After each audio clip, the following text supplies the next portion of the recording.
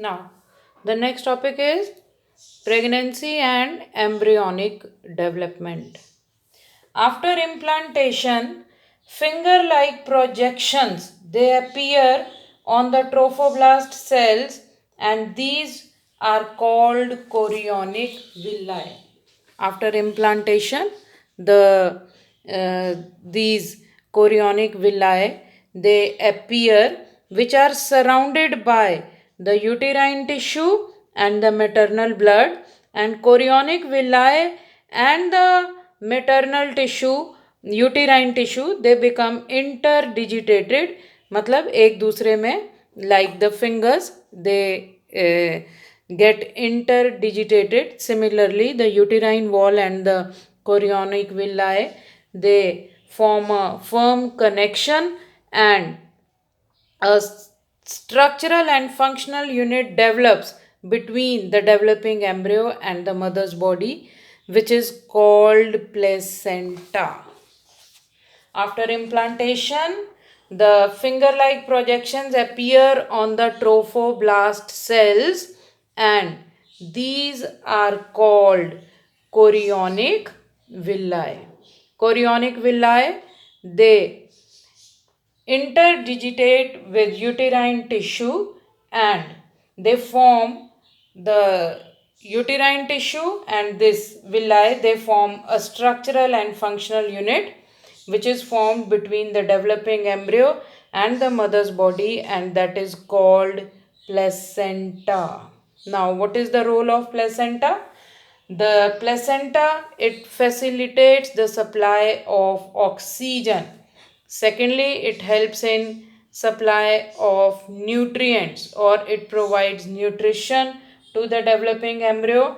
It helps in removal of carbon dioxide. It helps in removal of the nitrogenous waste or the excretory waste from the body, and the placenta connects to the embryo through the umbilical cord. This placenta it connects, this is the developing embryo, this is the uterus, it connects through the umbilical cord, and placenta it also acts as a organ endocrine organ or endocrine tissue, because it produces several hormones. The hormones produced by the placenta are: first is the human chorionic gonadotropin, the second hormone released is human placental lactogen. Human placental lactogen, and it also secretes estrogen and progesterone. And later, towards the end of the pregnancy, it releases one more hormone which is called relaxin at the time of childbirth. All these four hormones, HCG, human placental lactogen, estrogen, and progesterone, they are produced in women only during pregnancy. And level of these hormones, कौन से these hormones, estrogens, progesterone plus cortisols,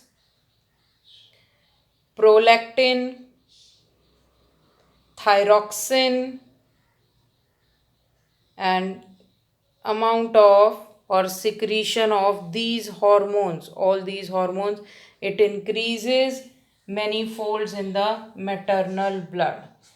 With the increased production of these hormones, ये सारे hormones किस लिए required हैं? These are required to support the fetal growth, and these hormones they also support the metabolic changes which occur in the body of female, or we can say which occur in the body of the mother, and these hormones they are required for maintenance of pregnancy. The hormones are required for maintenance of pregnancy. So the role of placenta, it supplies oxygen and nutrition to the developing embryo. It removes carbon dioxide and excretory waste from the embryo. It forms a connection between the maternal body and the developing embryo, that is through umbilical cord. Placenta secretes, releases various hormones, human chorionic gonadotrophin, human placental lactogen, estrogen, and progesterone, and relaxin towards the end of the pregnancy. These hormones, along with these hormones, oestrogen, progesterone, cortisols, prolactin and thyroxine, इन hormones का जो secretion है that increases many folds in the female body, and these hormones they are required for supporting the fetal growth. These hormones they also support the metabolic changes which occur in the body of mother, and these are required for maintenance of pregnancy.